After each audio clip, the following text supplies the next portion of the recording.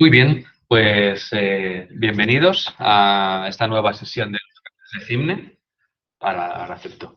Hoy tenemos con nosotros a Fernando Salazar, aquí con nosotros, Natalia Silva, Ernest Blade y Marcos Sanz, y nos van a hablar de un nuevo proyecto llamado Acrópolis, el cual aquí trata de la clasificación de balsas frente a riesgo potencial combinado GIS y Machine Learning. No sé quién vosotros empieza, pero gracias y adelante. Muy bien, gracias Alejandro. Empezó yo, soy Fernando. Buenas tardes a todos. Como decía Alejandro, vamos a presentar básicamente los resultados de este proyecto. Es un proyecto de investigación en colaboración público-privada. Está al final, este proyecto está al final de su trayectoria y vamos a presentar, como digo, pues los principales resultados, ¿no? Entonces, bueno, esto es el índice de lo que vamos a presentar. Yo voy a hablar únicamente de la introducción y el resto de la presentación la van a hacer mis compañeros Natalia Silva y Marcos Sanz, que bueno, conocen con detalle el desarrollo de los modelos de Machine Learning y de los desarrollos que se han hecho en IBER para este proyecto. Bueno, este proyecto, como se ve en el título, es sobre la clasificación de balsas frente al riesgo potencial. Entonces, entendemos que habrá gente, quizá escuchando el café, que no tenga muy claro lo que es una balsa, o al menos no con todo el detalle. La balsa es una estructura de almacenamiento de agua artificial, rodeada por un dique de cierre, y en este sentido, hasta aquí, es muy parecido a una presa. Pero tiene una diferencia muy importante con respecto a las presas, y es que las balsas se sitúan fuera de cualquier cauce natural, ¿no? Aquí vemos un ejemplo. La mayor parte de las balsas, y en particular en España, son para regadío, y muchas se encuentran pues, en mitad de campos de cultivo, ¿no? Lejos de cualquier aglomeración. Entonces, tienen menor riesgo de rotura y no tienen el riesgo hidrológico porque no reciben prácticamente aportaciones naturales al encontrarse fuera de un cauce, pero sí que existe un riesgo de rotura que debe cuantificarse porque hay algunas de estas balsas que se encuentran próximas, pues como vemos en estas imágenes, a núcleos de población, a vías de comunicación o a instalaciones industriales. Por lo tanto, en caso de rotura, pues el agua que saldría de la balsa podría afectar a estas comunicaciones o incluso afecciones a riesgo a vidas humanas, y por lo tanto es necesario cuantificarlo y clasificarlo. Las roturas de estas balsas son poco frecuentes, por suerte, pero bueno, existen, no son despreciables y deben considerarse. Hemos traído un ejemplo de una rotura muy importante, muy extraordinaria, una balsa en Estados Unidos. Esta balsa es para producir energía hidroeléctrica, una central reversible, se llena mediante un bombeo de un embalse inferior, y lo que ocurrió en esta ocasión es que hubo un fallo en el sistema de llenado, no se cerraron las compuertas, no se paró el llenado, entonces el nivel sobrepasó el máximo, empezó a verter y empezó a erosionarse el espaldón. Fijaos que esta balsa tiene casi 100 metros de altura y bueno, aquí vemos el resultado, ¿no? de esa rotura. Por suerte no hubo pérdidas humanas porque precisamente la mayor parte de este agua se almacenó en el depósito, en el embalse inferior y bueno, ahí se quedó. Pero bueno, el riesgo de rotura existe, no es despreciable y, como digo, debe cuantificarse. Entonces, en España, y aquí es el punto de partida del proyecto, hay cerca de 70.000 balsas en España. Se está haciendo un trabajo muy importante en las administraciones para catalogar, para registrar todas las balsas que existen. Y hasta hace no mucho tiempo, solamente era necesario analizar frente al riesgo de rotura las balsas mayores de 15 metros de altura. Hubo un cambio normativo por el cual se ha ampliado este campo de aplicación y ahora es necesario realizar estos estudios de riesgo a un número enorme de balsas de golpe, ¿no? Y este es un poco el origen de la idea del proyecto. Este proyecto, como digo, es de la convocatoria de retos colaboración del año 2019, está cerca de terminar, está liderado por IDP, que es una empresa de ingeniería, y participa CIMNE también, junto con Flumen, con el Instituto Flumen, aparte de IBER. Entonces, ¿cómo se hacen esos estudios de clasificación de balsas? Pues se hace un estudio de inundabilidad, digamos, convencional, con un modelo hidrodinámico 2D, como por ejemplo IBER. Entonces, bueno, hay que tomar la información del terreno, hay que determinar cuáles son los puntos donde puede que pueden verse afectados por una hipotética ruptura de la balsa. Hay que hacer un cálculo hidráulico, estimando las características de la posible brecha, etcétera, etcétera, y hay que, efectivamente, calcular esa inundación, determinar los máximos calados y velocidades en cada uno de esos puntos, y a partir de esos valores se determina si existe o no una afección grave, y a partir de esas afecciones se clasifica la balsa en función del riesgo potencial. Este es un proceso que, bueno, que puede hacerse desde luego, pero bueno, que requiere un tiempo, requiere conocimiento ingenieril, requiere saber cómo manejar el modelo, etcétera, etcétera. Entonces, como alternativa, lo que se propone es... El objetivo general es mejorar todo este proceso en varios aspectos. En particular, mejorando aspectos de Iber para la modelación hidráulica y quizá la parte más innovadora es desarrollando un modelo simplificado que nos permite tener una primera estimación sobre el riesgo que puede tener la balsa sin necesidad de tener todo el modelo completo en 2 dimensiones. Además de eso, también se usan tecnologías de GIS y BIM para mejorar la información y cómo se observan esos resultados. Entonces, en cuanto a estos resultados, tenemos este modelo simplificado que vamos a explicar en un momento, que tiene a su vez una interfaz web que se puede, para que sea utilizado. Tenemos una optimización, una mejora de diferentes aspectos del modelo Iber específicos para este problema y, en particular, una herramienta para automatizar la evaluación de informes. Finalmente, también se han hecho desarrollos para integrar todo este resultado en BIM. Entonces, en cuanto a la parte del modelo de Machine Learning y el modelo simplificado, ¿cuáles son los pasos que se han seguido? Bien, en primer lugar, hemos parametrizado el problema, la geometría de la balsa y las condiciones de rotura, y hemos generado un catálogo de casos a analizar, modificándolos, tratando de representar las posibles situaciones que se pueden dar en general, en la realidad.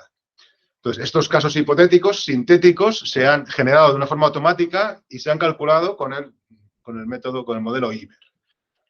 De modo que eso tiene una base de datos de resultados que nos permiten entrenar un modelo de Machine Learning que, de una forma rápida, directa, sin tiempo de computación, nos da, aplicándolo a un caso real, nos da cuál es la estimación de ese modelo en cuanto al posible riesgo o no, para un determinado caso, una determinada geometría de balsa, determinada geometría de terreno y situación del punto de posible afección.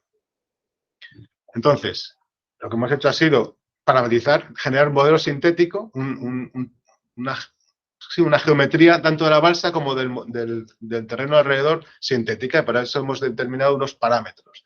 Parámetros que definen la geometría de la balsa, tenemos las dimensiones en planta, también las dimensiones en alzado de la balsa, esto es algo que se conoce. Luego, en general, las balsas se encuentran, como decía, en campos de cultivo y lejos de un cauce natural, por lo tanto asumimos que hay una zona donde no hay ningún cauce definido, es simplemente un plano, lo definimos en función de esa pendiente longitudinal, y suponemos, que es lo que ocurre con mucha frecuencia, que en algún momento existe un cauce o una vía preferente de desagüe, que puede ser muy pequeña, puede tener diferentes dimensiones, que también parametrizamos. Entonces, toda esta parametrización se define con estos valores que tenemos aquí, y estos son los que hemos utilizado para generar aleatoriamente un catálogo de casos, en total, en esta primera fase, 200 geometrías, que son los que hemos introducido en el modelo de Iber, calculado los resultados y utilizado para entrenar nuestro modelo simplificado.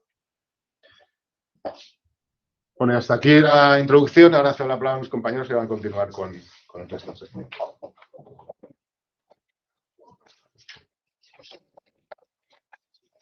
Gracias, Fernando. Buenas tardes. Bueno, yo os voy a explicar, voy a intervenir 2 veces en esta presentación, bueno, 3, ¿vale? Voy a intentar explicar un poco el proceso que se ha seguido con la herramienta de modelización Iber, ¿vale? Sobre todo, en este primer aspecto, se utilizó la herramienta como una herramienta transversal para poder desarrollar un modelo de Machine Learning, y lo que acabamos haciendo es, mediante un código de Python, se generaron lo que ha comentado Fernando, el diseño de la geometría, los parámetros de la balsa y los puntos que íbamos a analizar, ¿vale? Todo eso se generó con un código de Python y eso se leyó a través de Iber con un código propio para generar automáticamente cada uno de los casos de estudio.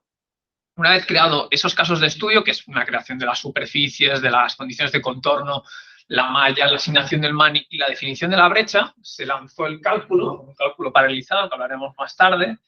Luego esos cálculos se guardó cada modelo y se extrayeron para luego su posterior análisis para poder validar y calibrar la herramienta de Machine Learning.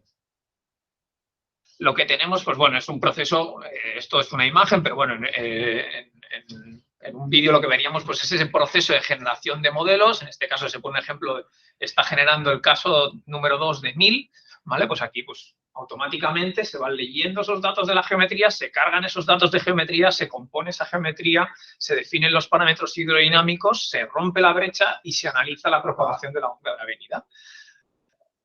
Todo eso de forma automática. Además, lo que analizamos también en este proceso de cálculo son las variables hidráulicas, calado y velocidad, que son las que se utilizan según la normativa para calcular la peligrosidad del flujo en cada uno de estos puntos. Esto es una malla de puntos vulnerables que se distribuye de forma aleatoria, por lo tanto, para darle la mayor amplitud posible a la hora de calibrar los modelos numéricos. ¿Vale? Y hasta aquí mi intervención y ahora continúa Natalia con el texto. Gracias.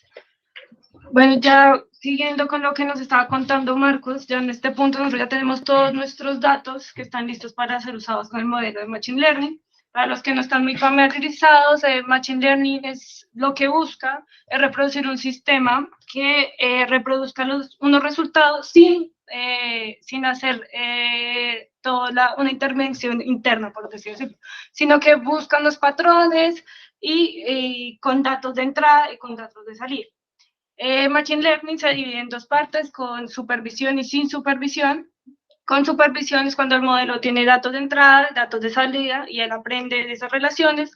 Y sin supervisión, el modelo solo aprende de las relaciones de los parámetros de entrada. Para nuestro caso, vamos a con supervisión y vamos a usar modelo de clasificación por la naturaleza de nuestro problema. El modelo de clasificación que vamos a usar es Random Forest, que es un modelo muy conocido y que ha mostrado muy buenos resultados para problemas de clasificación. Random Forest es un conjunto de árboles de decisión y cada árbol de decisión está ajustado con diferentes muestras de los parámetros de entrada. Así que cada árbol está ajustado diferente y el resultado final de Random Forest se hace a través como de quién tuvo la mayor votación, qué resultado tuvo la mayor votación entre todos los árboles. Ya conociendo esto, entonces nosotros empezamos a hacer nuestra base de datos. Entonces, ¿cuáles son nuestros datos de entrada? Que son todos los parámetros geométricos de la geometría sintética que Fernando nos explicó, más la ubicación de la sonda, que está parametrizada con 3 parámetros, que dependen de la ubicación de la sonda respecto a la vía preferente y a la balsa. Esos son nuestros datos de entrada, y nuestros datos de salida va a ser una clase. Esa clase o categoría depende del calado y de la velocidad. Entonces, de esto nos basamos, que la regulación del Real Decreto dice que se considera que hay daños graves cuando el calado es mayor a 1 metro, la velocidad es mayor a 1 metro por segundo, o el producto de ambas es mayor a 0.5 metros cuadrados por segundo. Entonces, esta clasificación se hizo que cada sonda es clase 0 cuando no se cumple ningún criterio, o clase 1 cuando se cumple uno o más criterios. De esta forma tenemos nuestros datos de salida. Al final, nuestra base de datos está conformada por las 200 geometrías que modelamos con 6 mannings, y cada una de ellas extrajimos 200 ondas, entonces al final tenemos 240.000 muestras. Para empezar a ajustar nuestro modelo de Machine Learning, dividimos nuestra base de datos en Training Set y Test Set. El Training Set fue el 75%, y cuando hicimos un análisis de los datos nos dimos cuenta que la base de datos no estaba balanceada. ¿Qué quiere decir? Que el 62% de las clases del Training Set era clase 0, y solo el 38% era clase 1. Entonces, para garantizar que el modelo sea capaz de distinguir entre las dos clases, existen muchos métodos para balancear la base de datos. Pero nosotros escogimos 2. Uno es Smooth, que lo que hace es generar nuevos casos sintéticos de la clase que tiene menos muestras, en nuestro caso la clase 1, y el otro es Random Undersampling, que lo que hace es eliminar aleatoriamente las muestras de la clase que tiene mayores muestras, que sería la clase 0. Entonces, de este modo balanceamos la base de datos. Entonces tenemos dos bases de datos en este momento. Lo que hicimos fue ajustar 2 modelos de Random Forest, uno con la base de datos balanceada con Smooth, otra con el Random Undersampling, hicimos toda una calibración, que es buscar cuáles son los parámetros óptimos para cada uno, y lo evaluamos con el t-set y calculamos unas medidas de precisión. Al calcular las medidas de precisión, y hicimos un análisis gráfico, también estos son casos sintéticos, escogimos el modelo de Random Forest que fue ajustado con la base de datos con Random Undersampling, ya que tenía mejor precisión y mostraba mejores resultados. Todo este proceso de ajuste y análisis del modelo de Machine Learning lo tenemos explicado en detalle en un paper que pueden consultar si tienen alguna duda. Y entonces la siguiente etapa con nuestro modelo de Machine Learning, cuando digamos que dijimos, este es nuestro modelo, es aplicar un caso real para ver cómo funciona. Para aplicar el modelo de Machine Learning a un caso real hay que hacer un preproceso, que son unos cuantos pasos que no son sencillos, que pueden hacer en un software como QGIS o que el usuario desee, que también están explicados en el paper, y este preproceso es prácticamente calcular las pendientes, calcular dimensiones y medir distancias de los puntos de interés o de las ondas. El caso real que escogimos fue la balsa del Rubial, que se encuentra en Alicante, en España. Esta balsa ya está clasificada y tiene 56 puntos de interés, ¿no? Que el dueño quería evaluar si están en riesgo o no. Entonces, lo que nosotros hicimos fue necesitamos nuestros datos de entrada, con el preproceso que les comentaba, tenemos todos nuestros valores de entrada, que son los parámetros físicos, y lo que hicimos fue aplicar nuestro modelo de Machine Learning. Entonces, en estas imágenes podemos comparar los resultados que nos dan la parte derecha, izquierda, por usted, la parte izquierda, los resultados que nos dan IBER, o sea, el modelo hidráulico, los resultados que da, y en la otra imagen están los resultados del modelo de Machine Learning. El modelo muestra una precisión de 0.91 y al realizar la clasificación de la balsa, o sea, al hacer el análisis de qué hay en cada una de esas áreas vulnerables que él clasifica como zonas de riesgo, que serían las true positive, los triángulos rojos, nos da la misma clasificación B que nos da con el modelo hidráulico. Entonces, con esto nos da pie para seguir con nuestro modelo de Machine Learning, para usarlo en casos de la vida real. Ya con nuestro modelo, entonces pasamos a crear la interfaz para que cualquier usuario, cualquier dueño de una balsa o una administración pueda evaluar la clasificación. La interfaz está construida con Tkinter en Python y lo que hace es llamar nuestro modelo de Random Forest. Esta es la ventana principal. Pero igual que como hicimos con el caso real, la interfaz requiere un preprocesamiento, pero es muy sencillo que el usuario debe hacer, que son 4 pasos. El primero es de las áreas vulnerables que el usuario quiera evaluar. Después necesitamos un modelo digital de elevación. Necesitamos hacer un análisis del uso del suelo, o sea, un análisis, sino saber qué uso del suelo tenemos y estimar los parámetros físicos. Para la primera parte, identificar las áreas vulnerables, el usuario debe crear un archivo CSV con 4 columnas, como se ve en la imagen, y que representa un ID de coordenadas X y Y, y el tipo de afección que hay. El usuario puede poner alguna de las 7 categorías que se ve en la tabla, y para clasificar cada una de las afecciones. El usuario realiza este archivo y lo tiene guardado. Después se necesita un modelo de elevación digital. Estos modelos de elevación digital se pueden conseguir de forma gratis en el centro de descargas del Centro Nacional de Información Geográfica, con las coordenadas de la balsa, y tienen una resolución de 5 metros. El usuario la puede descargar, también la guarda. Es importante que el archivo esté en .tif, porque la interfaz lee el archivo .tif.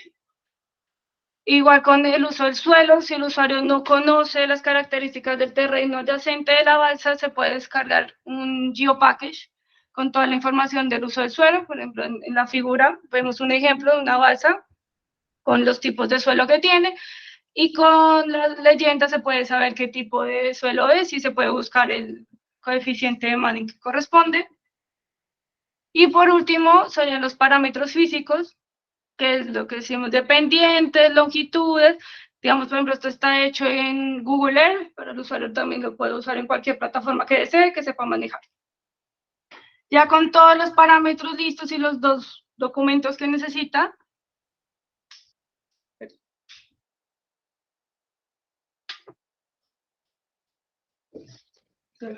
Bueno. Espera. ¿listo? Ah, sí. ¿Por cuál ibas? ¿Te acuerdas? Abajo. A 31. Veamos. Entonces ya podemos, está la interfaz, que podemos ver, hay un menú donde el usuario puede ver todas las características de la geometría sintética, hay un menú para el sistema de coordenadas. Las dos opciones son los sistemas de coordenadas que se usan en España. Estos dos campos son se ponen las coordenadas de la balsa, y en el visor, cuando se da clic en buscar, se puede ver la locación de la balsa. De cierta forma el usuario está seguro de lo que está viendo.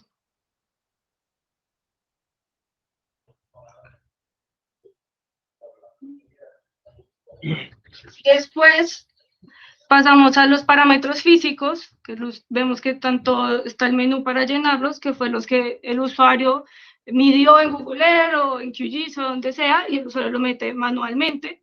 Y cuando damos en clic en continuar, la interfaz le da la opción para que cargue el modelo de elevación digital, que dice que era el punto .tif. Buscamos el archivo y al cargarlo, la interfaz automáticamente crea el modelo, un mapa de elevación de terreno, una acumulación. Entonces, este mapa de acumulación nos sirve para extraer esa vía preferente o ese canal principal, filtrando con la cantidad de celdas que, según el mapa que tenemos. Si el usuario desea, lo puede volver a filtrar hasta que diga, esta es mi vía principal, me parece que esto es lo más cercano a mi balsa, o si de pronto está muy largo, lo puede filtrar. Después, se pide que se cargue el archivo de las afecciones, el CUCB, y en el visor se pueden ver la locación para que el usuario esté seguro de que está viendo, si era lo que él quería o de pronto tiene algún error en las coordenadas. Y también te lo grafican en el mapa con la red de drenaje. Después se dibuja la brecha, que lo que se hace es darle la dirección de la brecha, el sentido, o sea, dónde creemos que va a romper la brecha en este caso, y se hace dándole un ángulo. Y el origen es la coordenada de la base. Por ejemplo, en este caso ponemos 220 y después lo cambiamos a 230, entonces también se puede ir variando. Cuando ya el usuario está seguro de que esta es su brecha y estas son su vía preferente y sus afecciones están correctas, le da con un solo clic, al dar calcular riesgo, la interfaz le va a mostrar la clasificación de la balsa y la clasificación de riesgo de cada una de las afecciones. Con el ID que el usuario puso, entonces él sabe qué corresponde cada uno. Con el tipo de afección, nos dice cuál en este caso. Como tenemos de 1 a 5 viviendas, la clasificación es categoría B, en este caso, que es la misma categoría que está dada por la clasificación que se hizo con el modelo de IBER. Como digamos que este método que usamos, los valores son estimados, no es que sean valores concretos, digamos. Entonces hay una opción que se llama análisis estocástico, que es donde el usuario tiene la opción de realizar iteraciones, y lo que hace la interfaz es variar todos los parámetros de entrada que dio en un más o un menos 5%, que es, digamos, en este caso, se escoge que se hagan 200 iteraciones. Entonces, sale una nueva ventana, tenemos 200, y el modelo lo que hace es correr 200 veces el modelo de Machine Learning cambiando los parámetros de entrada. Y al final nos da un porcentaje de cuántas veces el modelo nos volvió a dar la primera clasificación de riesgo que teníamos. Entonces, de la primera, por ejemplo, solo el 30% de las 200 veces nos dio que fue grave. El resto es 100, no grave, 66.5. Entonces, sacamos provecho del modelo de Machine Learning para tener más información sobre la incertidumbre que podemos tener. Y esta sería, está acá lo de Machine Learning, de Juan Marcos.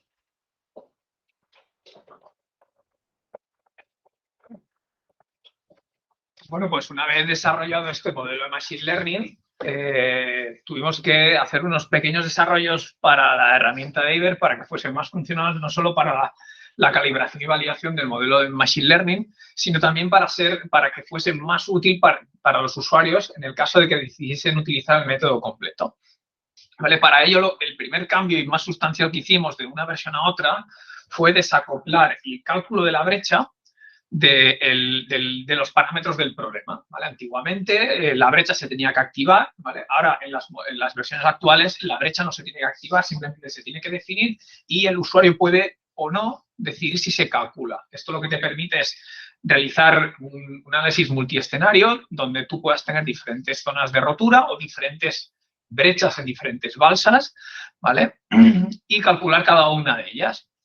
Esto lo que hace es mejorar sustancialmente el flujo de trabajo y lo que podemos hacer es agilizar todo este proceso de, bueno, pues ya no tengo que activar la brecha, me he olvidado de activar la brecha, en la hora del cálculo reviso los cálculos y el agua está dentro de la balsa, ¿vale? Eso es lo que pretende este cambio, este pequeño cambio.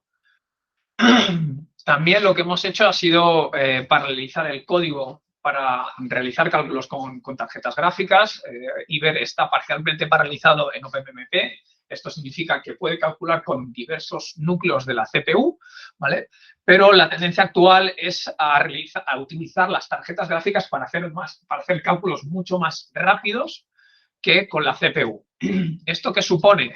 Que tengamos aceleraciones de hasta 100 veces con respecto a la versión secuencial de Iber. ¿Vale? Entonces, todo el proceso de generación de la brecha y propagación de la avenida ya está completamente paralizado, tanto en los dos códigos que manejamos actualmente, Iberplus y River, para hacer el cálculo de la propagación de la avenida.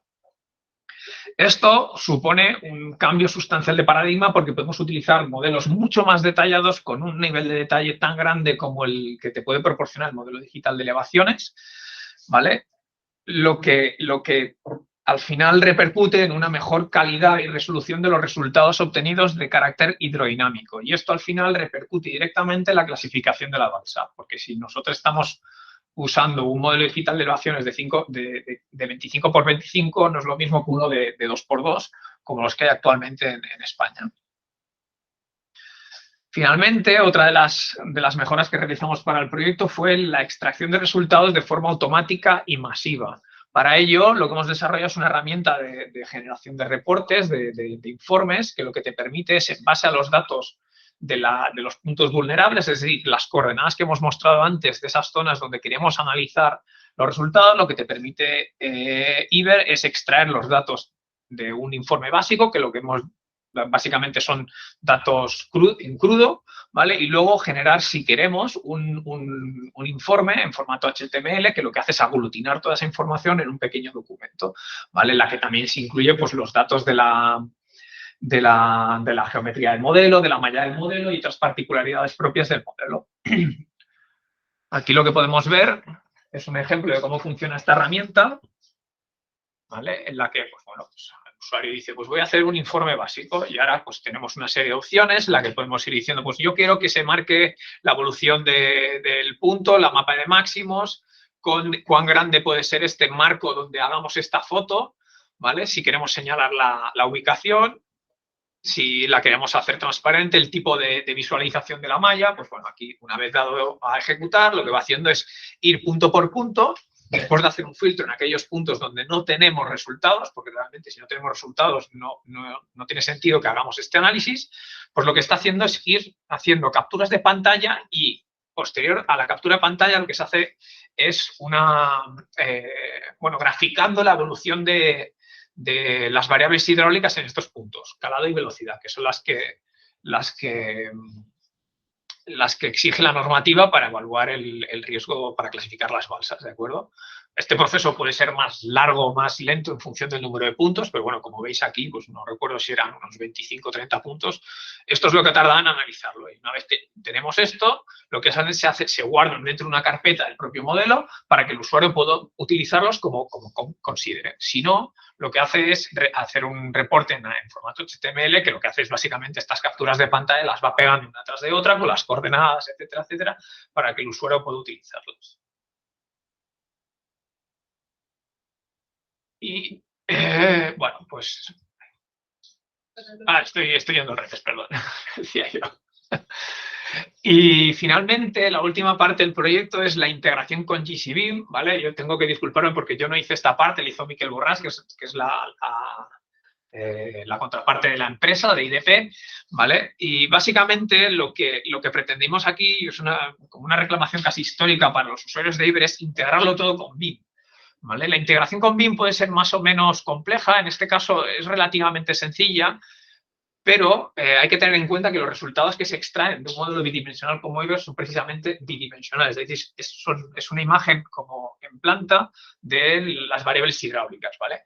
Aquí lo llevamos a un punto más allá y lo que hicimos es que la limitación que teníamos con los rasters de resultados que normalmente solemos utilizar para exportar los resultados de Iber a plataformas GIS, lo que hicimos fue utilizar un exportador nuevo de shapefiles. Entonces, esto que estáis viendo aquí es la propia malla de cálculo del modelo bidimensional importada a un gestor BI. ¿Vale? Aquí pues, lo que se hizo fue un tratamiento de los aspectos geométricos para poder incorporar esta información, así como cruzarla con información del catastro propio. Aquí estáis viendo en color, bueno, no sé si lo veréis muy bien, en color naranja, en color lila, en color verde, pues son diversas edificaciones que lo que se han hecho es extruirlas en 3D, porque como todos sabemos, BIM básicamente es para trabajar en 3D, ¿vale? Y lo que te da todo esto es que una vez lo unes, te permite tener una mancha de inundación perfectamente definida, tal cual te la proporciona el modelo, y tú puedes ir clicando. Esto se carga un poquito más rápido, más lento en función de la densidad de la malla, ¿vale? Pero poco a poco se va cargando. Existe una leyenda de colores para la profundidad de agua, y lo que podemos ir viendo es que si clicamos en este edificio, lo que vemos es pues, una serie de cálculos que se han hecho, el tipo de uso, en qué capa está, el área, ¿cómo se llama? El calado promedio y otra serie de variables que bueno, pueden ser de interés para el usuario.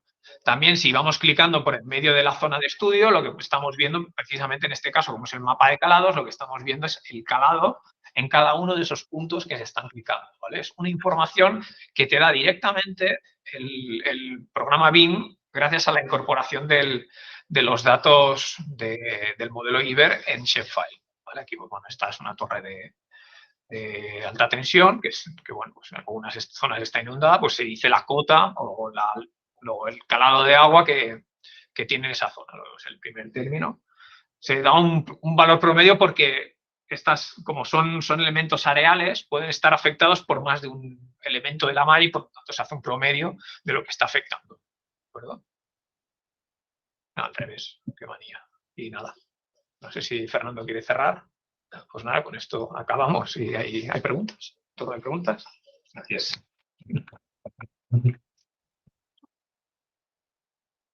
Pues sí, a los que estáis en casa o en bueno, con vuestros ordenadores, si tenéis alguna pregunta, adelante.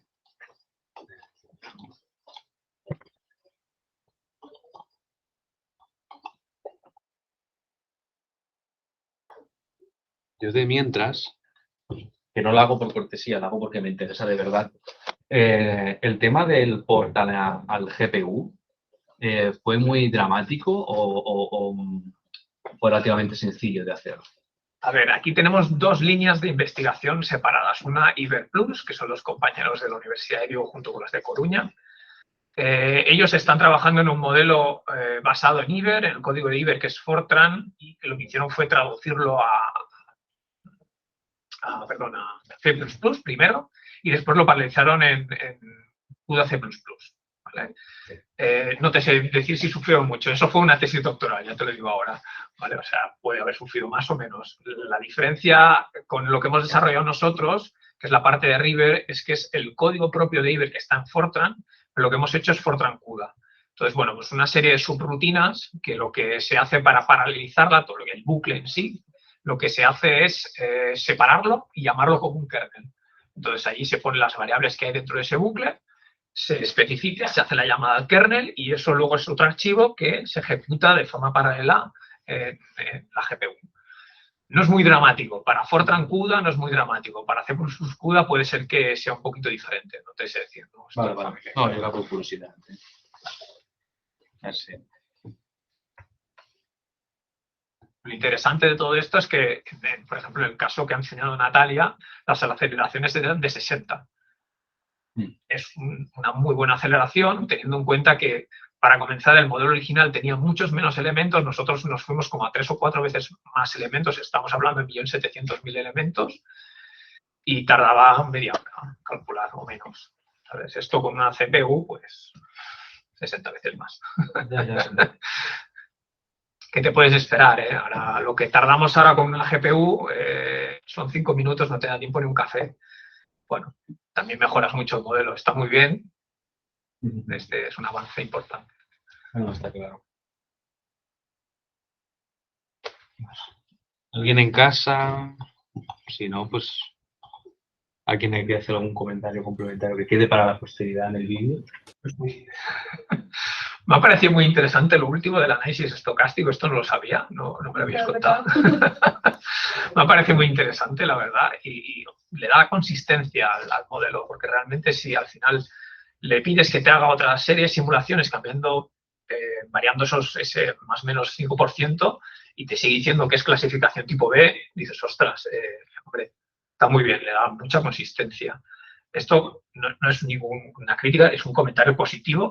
Luego quería una pregunta, porque el tema de obtener los datos para que el usuario sea menos, que intervenga menos, ¿vale? Porque es un problema, porque nosotros estamos muy familiarizados con irnos a la IGN, descargar la topografía, descargar los usos del suelo, pero un gestor de una balsa puede ser que no. Y agarrar un WMS, ya no lo digo para Acrópolis, digo para el futuro, ¿sabes? Un servidor que te lo tengas ahí, no tengas ni que descargártelo, tú accedas a ese servidor. Ya está, dame el MDT, y yo me calculo mi flujo, dame el SIOC y yo me calculo mis usos del suelo. ¿Eso crees que sería posible? Sí, muchas veces hemos hablado de cómo mejorar esa parte, como quitarle, digamos, la carga al usuario. Entonces, sí, la idea es seguir trabajando en cómo ir arreglando todos estos... Arreglando no. Pues no arreglando, sino mejorando. Entonces, la idea es irlo mejorando, que sí, por nosotros que el usuario solo dé clic y me diga, acá está mi balsa y ya, pero pues necesitamos varios datos para alimentar el modelo de Machine Learning. Sí, lo que has dicho de ese cálculo estocástico que llamamos. Claro, un problema de este enfoque es que es una aproximación y que al final dependemos de que utilice la herramienta en un momento dado coloque un valor de la pendiente transversal longitudinal o que el ángulo con el que determine la dirección de la vía preferente sea 1, son todas aproximaciones. Entonces pensamos, claro, ¿por qué no? Vamos a ver hasta qué punto es más fiable la estimación, modificando. Y como esto, la ventaja es que el coste computacional de aplicar el modelo es totalmente diferenciable, pues te da igual aplicarlo una vez que 100, pues bueno, te da una idea, ¿no? De si es una casualidad que ese punto ha salido con esos parámetros exactamente con una afección grave o si es que realmente... La verdad que le permito al usuario decir, bueno, pues a ver si me he equivocado. O sea, no conscientemente decir, voy a hacer esto por si me he equivocado. Simplemente dice, bueno, pues si vuelvo a hacer el análisis 200 veces y de los 3 graves que me salían, ahora solo me sale 1, si acaso has metido mal un parámetro. O sea, entonces ya te da un poco que pensar. Bueno, yo un último comentario es que es un buen ejemplo y por parte muy satisfecho de colaboración entre 2 grupos de CIBNE en un proyecto común, ¿no? Que esto llevamos tiempo buscando oportunidades de financiación y temas comunes y bueno, pues aquí por fin la encontramos y bueno, creo que ha sido muy positivo desde todos los puntos de vista. Muy bien. Pues como creo que en casa no hay nadie que tenga ningún comentario o duda, pues lo cerramos aquí. Gracias. Muy bien, gracias. Muy bien, pues gracias a todos. Corto ahí.